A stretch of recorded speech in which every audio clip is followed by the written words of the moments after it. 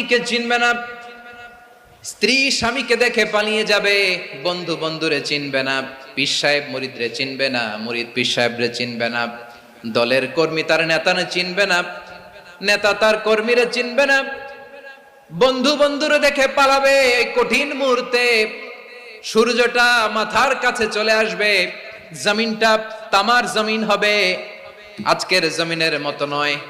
মানুষ ঘর্মাক্ত, ক্লান্ত, শ্রান্ত মাথার মগজগুলো কানের ছিদ্র আর নাকের ছিদ্র দিয়ে বেয়ে বেয়ে পড়বে। বিশ্বনবী ফরমান, ময়দানে 7 শ্রেণীর ব্যক্তিকে রব্বুল আলামিন তার আরশের নিচে ছায়া দিবেন।